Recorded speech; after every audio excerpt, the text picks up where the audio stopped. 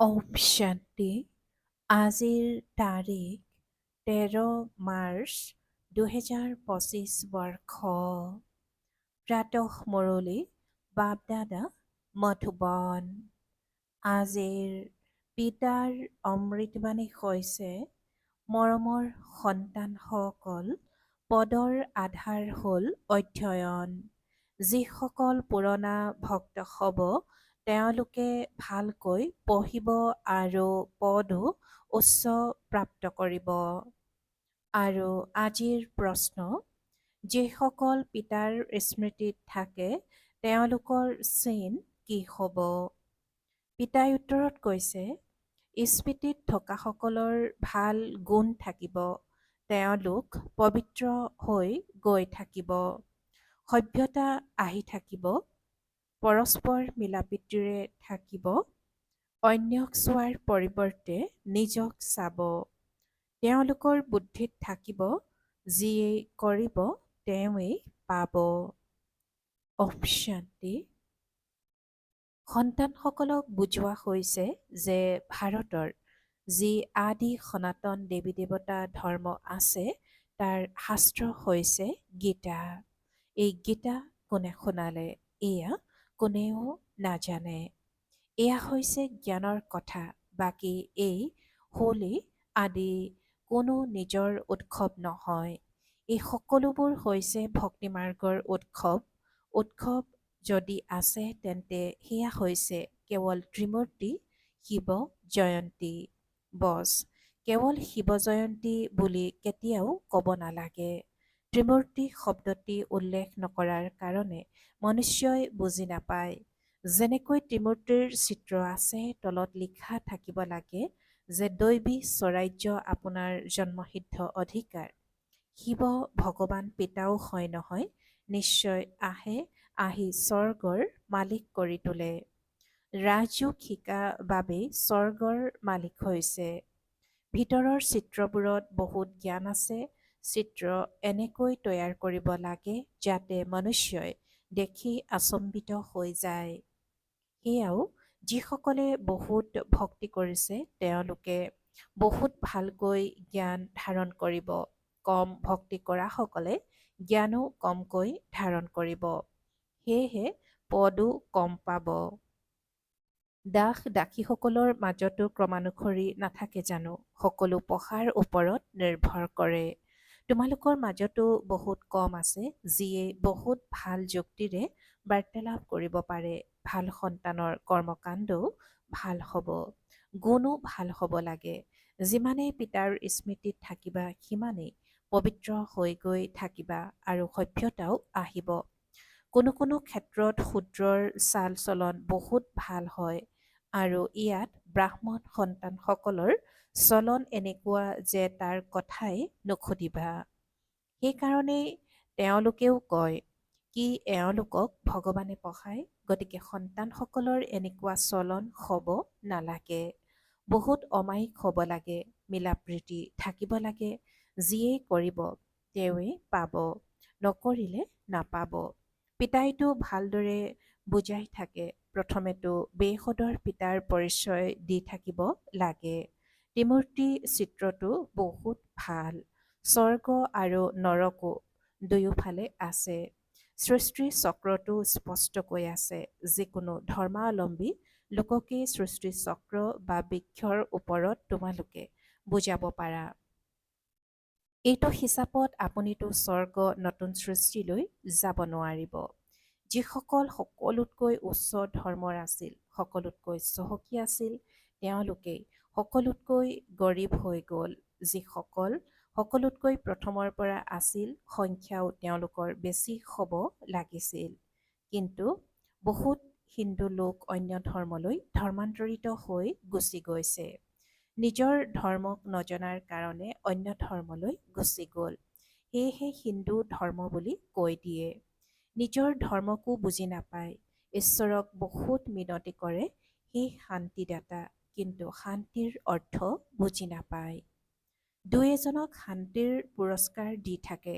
ইয়াত তোমালোক বিশ্বত শান্তি স্থাপনাৰ অৰ্থে নিমিত্ত হোৱা সন্তানসকলক পিতাই বিশ্বৰ ৰাজ্য পুৰস্কাৰ হিচাপে দিয়ে। এই পুৰস্কাৰো পুৰুষাৰ্থৰ ক্ৰম অনুসৰি পোৱা যায়। দেউতা হৈছে ভগৱান পিতা। পুৰস্কাৰ কিমান শ্ৰেষ্ঠ! সূৰ্যবংশী বিশ্বৰ ৰাজ্য এতিয়া তোমালোক সন্তানসকলৰ। বুদ্ধিত গোটেই বিশ্বৰ ইতিহাস, ভূগোল, বৰ্ণ আদি সকলো আছে। বিশ্বৰ ৰাজ্য ল'বলৈ হ'লে কিছু পৰিশ্ৰমো কৰিব লাগে। পইণ্টটো বহুত সহজ। পিতাই কৈছে যে পইণ্টটো বহুত সহজ। শিক্ষকে যি কাম দিয়ে সেয়া কৰি দেখুৱাব লাগে, তেতিয়া বাবাই চাব যে কাৰ পূৰা জ্ঞান আছে। কিছুমান সন্তানে মুৰলীৰ প্ৰতিও ধ্যান নিদিয়ে, নিতৌ মুৰলী নপঢ়ে। যিয়ে মুৰলী নপঢ়ে তেওঁ জানো কাৰোবাৰ কল্যাণ কৰিব পাৰিব? বহুত সন্তান আছে যিয়ে একোৱেই কল্যাণ নকৰে, নিজৰো নকৰে আৰু আনৰো নকৰে। সেইকাৰণে অশ্বাৰোহী পদাতিক বুলি কোৱা হয়। অতি কম সংখ্যক মহাৰথী আছে নিজেও বুজি পাব পাৰে যে কোন কোন মহাৰথী হয়। এনেকৈ কয়, বাবা গুলজাৰক, কুমাৰকাক, মনোহৰক পঠিয়াই দিয়া, কিয়নো নিজৰ অশ্বাৰোহী। তেওঁলোক মহাৰথী। পিতাইতো সকলো সন্তানকে ভালদৰে জানিব পাৰে। কাৰোবাৰ গ্ৰহচাৰীও বহে নহয়, কেতিয়াবা ভাল ভাল সন্তানো মায়াৰ ধুমুহা আহিলে লক্ষ্যভ্ৰষ্ট হৈ যায়, জ্ঞানৰ ফালে মনোযোগ নাযায়। বাবাই প্ৰত্যেকৰে সেৱাৰ পৰা জানিব পাৰে নহয়, সেৱা কৰাজনে নিজৰ পূৰা খবৰ বাবাক দি থাকিব। তোমালোক সন্তানসকলে জানা যে গীতাৰ ভগৱানে আমাক বিশ্বৰ মালিক কৰি তোলে। বহুত আছে যিয়ে গীতা আদি মুখস্থ কৰি লয়, হাজাৰ টকা আয় কৰে। তোমালোক হৈছা ব্ৰাহ্মণ সম্প্ৰদায়ৰ, যি পুনৰ দৈবী সম্প্ৰদায়ৰ সবা। সকলোকে নিজক ঈশ্বৰৰ সন্তান বুলি কয়, আকৌ কৈ দিয়ে আমি সকলো ঈশ্বৰ। সকলোৱে নিজক ঈশ্বৰৰ সন্তান বুলি কয়, আকৌ কৈ দিয়ে আমি সকলো ঈশ্বৰ। যি মনলৈ আহে কৈ থাকে। ভক্তিমাৰ্গত মনুষ্যৰ অৱস্থা কেনেকুৱা হৈ গ'ল? এই সৃষ্টিখনেই হৈছে লৌহযোগী পতিত। তোমালোকে এই চিত্ৰবোৰেৰে বহুত ভালকৈ বুজাব পাৰা। লগতে দৈবী গুণো লাগে। ভিতৰে বাহিৰে সততা থাকিব লাগে। আত্মাহে মিছা হৈ গৈছে। পুনৰ সত্য পিতাই সত্য কৰি তোলে। পিতা আহি স্বৰ্গৰ মালিক কৰি তোলে। দৈবী গুণ ধাৰণ কৰাই। তোমালোক সন্তানসকলে জানা যে আমি এনেকুৱা লক্ষ্মীনাৰায়ণ গুণৱান হৈ আছো। নিজক পৰীক্ষা কৰি থাকা, মোৰ কোনো আখৰি অৱগুণটো নাই।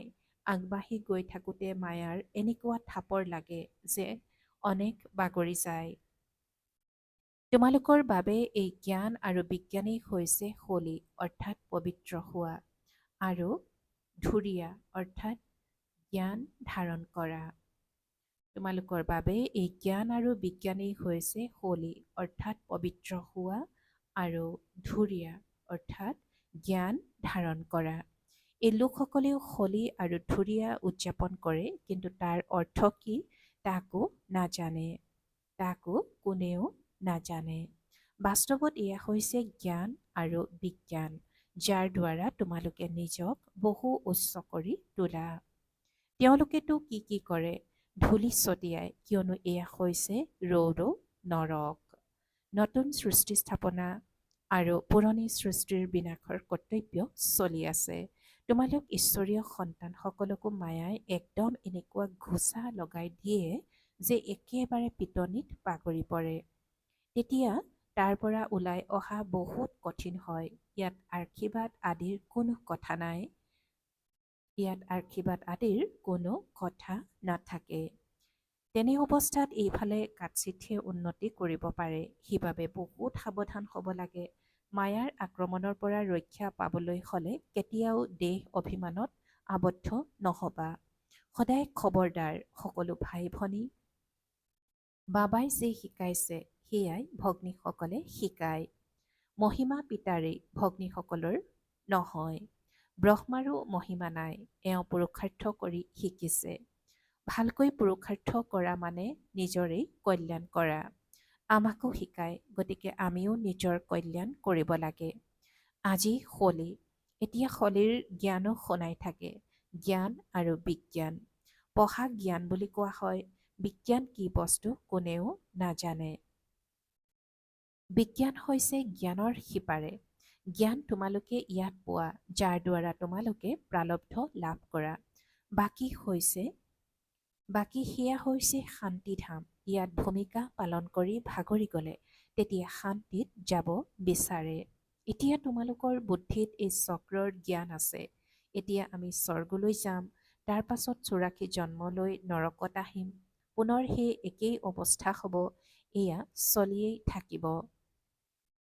ইয়াৰ পৰা কোনেও অব্যাহতি পাব নোৱাৰে। কোনোৱে কয় এই ড্ৰামা ৰচাই বা কিয় হৈছে। কোনোৱে কয় যে এই ড্ৰামা ৰচাই বা কিয় হৈছে। এয়াতো হৈছে নতুন সৃষ্টি আৰু পুৰণি সৃষ্টিৰ খেল। অনাদি ৰচি থোৱা আছে, বৃক্ষৰ ওপৰত বুজাবলৈ অতি সহজ। সৰ্বপ্ৰথম মুখ্য কথা হৈছে পিতাক স্মৰণ কৰা, তেতিয়া পাৱন হৈ যাবা। আগলৈ গম পাই গৈ থাকিবা কোন কোন এই কুলৰ হয়। যিসকল আন ধৰ্মত ধৰ্মান্তৰিত হৈ গ'ল, সেই সকলো ওলাই আহি থাকিব। যেতিয়া সকলো আহিব তেতিয়া মনুষ্যই আচম্বিত হ'ব। সকলোকে এইটোৱে ক'ব লাগে যে দেহ অভিমান এৰি আত্ম অভিমানী হোৱা। তোমালোকৰ বাবে পঢ়াই হৈছে ডাঙৰ উৎসৱ, যাৰ দ্বাৰা তোমালোকৰ কিমান উপাৰ্জন হয়। সেই লোকসকলে এই উৎসৱসমূহ পালন কৰাত কিমান পইচা আদি অপচয় কৰে, কিমান কাজিয়া আদি হয়। পঞ্চায়তী অৰ্থাৎ 5 বিকাৰৰ ৰাজ্যত কিমান কাজিয়া। কাৰোবাক ঘোচা পিতাই কৈছে যে সেই লোকসকলে এই উৎসৱসমূহ পালন কৰাত কিমান পইচা আদি অপচয় কৰে, কিমান কাজিয়া আদি হয়। পঞ্চায়তী অৰ্থাৎ 5 বিকাৰৰ ৰাজ্যত কিমান কাজিয়া। কাৰোবাক ঘোচ দি হ'লেও মাৰি পেলাবলৈ চেষ্টা কৰে। এনেকুৱা বহুত ঘটনা ঘটি থাকে। সন্তানসকলে জানে সত্যযুগত কোনো উপদ্ৰৱ নহয়। ৰাৱণ ৰাজ্যততো বহুত উপদ্ৰৱ। এতিয়া তমোপ্ৰধান নহয় জানো? ইজনৰ লগত সিজনৰ মত নিমিলাৰ কাৰণে কিমান কাজিয়া হয়। সেইবাবে পিতাই বুজাই থাকে এই পুৰণি সৃষ্টিক পাহৰি অকলশৰীয়া হৈ যোৱা। ঘৰক স্মৰণ কৰা, নিজৰ সুখধামক স্মৰণ কৰা। কাৰো সৈতে বেছিকৈ কথাও নাপাতিবা, নহ'লে লোকচান হৈ যায়। অতি অমায়িক হৈ শান্তিৰে স্নেহেৰে বাৰ্তালাপ কৰাটো ভাল। বেছিকৈ বাৰ্তালাপ নকৰাই ভাল। শান্তিত থকাটো সকলোতকৈ ভাল। তোমালোক সন্তানসকলটো শান্তিৰে বিজয় প্ৰাপ্ত কৰা। একমাত্ৰ পিতাৰ বাহিৰে কাৰো সৈতে প্ৰীতি ৰাখিব নালাগে। পিতাৰ পৰা যিমান সম্পত্তি ল'ব বিচৰা সিমানেই লৈ লোৱা, নহ'লেতো লৌকিক পিতাৰ সম্পত্তিৰ কাৰণে কিমান কাজিয়া হৈ যায়। ইয়াত কোনো হাই কাজিয়া নাই। যিমান বিচৰা সিমান নিজৰ পঢ়াৰ দ্বাৰা ল'ব পাৰা। ভাল বাৰু।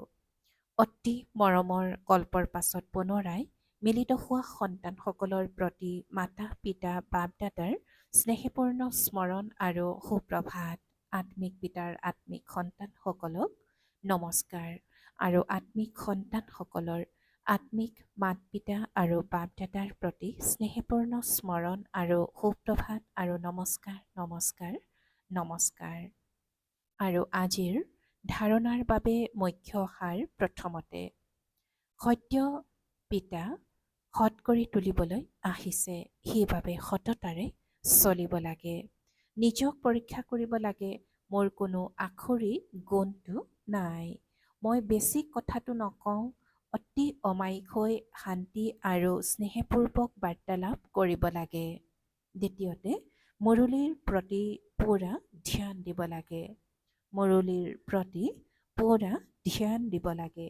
নিতৌ মুৰলী পঢ়িব লাগে, নিজৰ আৰু আনৰ কল্যাণ কৰিব লাগে। শিক্ষকে যি কাম দিয়ে সেয়া কৰি দেখুৱাব লাগে। আৰু আজিৰ বৰদান। হোলী শব্দৰ অৰ্থ জীৱনত ধাৰণ কৰি পুৰুষাৰ্থৰ গতি তীব্ৰ কৰোঁতা, তীব্ৰ পুৰুষাৰ্থী হোৱা।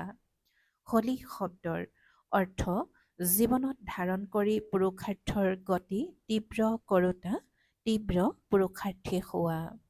আৰু আজিৰ বৰদানৰ ব্যাখ্যা। হোলী অৰ্থাৎ যি কথা হৈ গ'ল, পাৰ হৈ যোৱা কথাক একেবাৰে সমাপ্ত কৰি দিয়া। যি হৈ গ'ল সেয়া পাহৰি আগবাঢ়ি যোৱা, এয়াই হৈছে হোলী উদযাপন কৰা। হৈ যোৱা কথা এনেকুৱা অনুভৱ হওক যেন বহুত পুৰণি কোনোবা জন্মৰ কথা। যেতিয়া এনেকুৱা স্থিতি হৈ যায় তেতিয়া পুৰুষাৰ্থৰ গতি তীব্ৰ হয়। সেয়েহে নিজৰ বা আনৰ হৈ যোৱা কথা কেতিয়াও চিন্তনত নানিবা, অন্তৰত নাৰাখিবা আৰু বৰ্ণনাটো কেতিয়াও নকৰিবা। তেতিয়াহে তীব্ৰ পুৰুষাৰ্থী হ'ব পাৰিবা। আৰু আজিৰ শ্লোগান।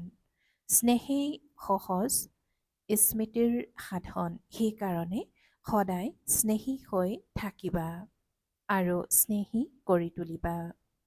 পিতাই আজি শ্লোগানত কৈছে যে স্নেহেই সহজ স্মৃতিৰ সাধন, সেইকাৰণে সদায় স্নেহী হৈ থাকিবা আৰু স্নেহী কৰি তুলিবা। শান্তি। মাতেশ্বৰীজীৰ অমূল্য মহাবাক্য। আজিৰ মাতেশ্বৰীজীৰ অমূল্য মহাবাক্য। গুপ্ত বান্ধোনত থকা গোপিকাসকলৰ গায়ন আছে। গুপ্ত বান্ধোনত থকা গোপিকাসকলৰ গায়ন আছে। আৰু গীত। बिन देखे प्यार करो घर बैठे याद करो। बिन देखे प्यार करो घर बैठे याद करो। নেদেখাকৈ প্ৰেম কৰোঁ আৰু ঘৰত বহি স্মৰণ কৰোঁ। এতিয়া এই গীতটি কোনোবা বান্ধোনত থকা মতলীয়া গোপীয়ে গাইছে। এয়া হ'ল কল্পৰ বিচিত্ৰ খেল। নেদেখাকৈ প্ৰেম কৰে। জগতৰ বেচেৰিহঁতে কি জানে, কল্পপূৰ্বৰ ভূমিকা হুবহু পুনৰাবৃত্তি হৈ আছে। যদিওবা সেই গোপীসকলে ঘৰ সংসাৰ ত্যাগ কৰা নাই, কিন্তু স্মৃতিৰে কৰ্মবন্ধন নিষ্পত্তি কৰি আছে। সেয়েহে এয়া কিমান আনন্দেৰে হালি জালি মতলীয়া হৈ গাই আছে। বাস্তৱত ঘৰ এৰাৰ কথা নাই। ঘৰত বহি নেদেখাকৈ সেই আনন্দত থাকি সেৱা কৰিব লাগে। কি সেৱা কৰিব লাগে? পবিত্ৰ হৈ আনকো পবিত্ৰ কৰি তোলাৰ। তোমালোকে এতিয়া তৃতীয় নেত্ৰ পাইছা। আদিৰ পৰা অন্তলৈকে বীজ আৰু বৃক্ষৰ ৰহস্য তোমালোকৰ নজৰত আছে। গতিকে মহত্ব এইটো জীৱনৰ, এইটো জ্ঞানৰ দ্বাৰা 21 জন্মৰ কাৰণে সৌভাগ্য গঢ়ি আছে। ইয়াত যদি কোনো ধৰণৰ লোক লাজ ভিকাৰী কুলৰ মৰ্যাদা আছে, তেন্তে তেওঁলোকে সেৱা কৰিব নোৱাৰিব। এয়া হ'ল নিজৰ দুৰ্বলতা। বহুতৰে বিচাৰ চলে যে এই ব্ৰহ্মকুমাৰীসকল ঘৰৰ ভাঙিবলৈ আহিছে, কিন্তু ইয়াত ঘৰ ভঙাৰ কথা নাই। ঘৰত থাকি পবিত্ৰ হৈ থাকিব লাগে আৰু সেৱা কৰিব লাগে। ইয়াত কোনো কঠিনতা নাই। পবিত্ৰ হ'লেহে পবিত্ৰ সৃষ্টিলৈ যোৱাৰ অধিকাৰী হ'বাগৈ। বাকী যিসকল পবিত্ৰতাত নচলে, তেওঁলোকেতো কল্পপূৰ্বৰ দৰেই শত্ৰুতাৰ ভূমিকা পালন কৰিব। এই ক্ষেত্ৰত কাৰো দুখ নাই। যেনেকৈ আমি পৰমাত্মাৰ কাৰ্যক জানো, ঠিক তেনেকৈ ড্ৰামাৰ ভিতৰত প্ৰত্যেকৰে ভূমিকাক জানি গৈছো। গতিকে এই ক্ষেত্ৰত ঘৃণা জন্মিব নোৱাৰে। এনেকুৱা তীব্ৰ পুৰুষাৰ্থীৰ গোপীসকলে দৌৰ লগাই বিজয় মালাটো আহিব পাৰে। বাৰু শান্তি। আৰু আজিৰ অব্যক্ত সংকেত। সত্যতা আৰু সভ্যতা ৰূপী সংস্কৃতি ধাৰণ কৰিবলৈ আজিৰ অব্যক্ত সংকেত। জ্ঞানৰ যিবোৰ গুহ্য কথা আছে, সেয়া স্পষ্ট কৰাৰ তোমালোকৰ ওচৰত বহুত ভাল বিধি আছে আৰু স্পষ্টীকৰণ আছে। এটি এটি সাৰ কথা যুক্তিৰে স্পষ্ট কৰিব পাৰা। কৰ্তৃত্বশালী হোৱা কোনো নিজৰ মনৰ বা কল্পনাৰ কথাটো নাই। যথাৰ্থ কথা, অনুভৱ আছে। অনুভৱৰ কৰ্তৃত্ব, জ্ঞানৰ কৰ্তৃত্ব, সত্যতাৰ কৰ্তৃত্ব, কিমান কৰ্তৃত্ব আছে। গতিকে কৰ্তৃত্ব আৰু স্নেহ দুয়োটা একেলগে কাৰ্যত লগোৱা। শান্তি।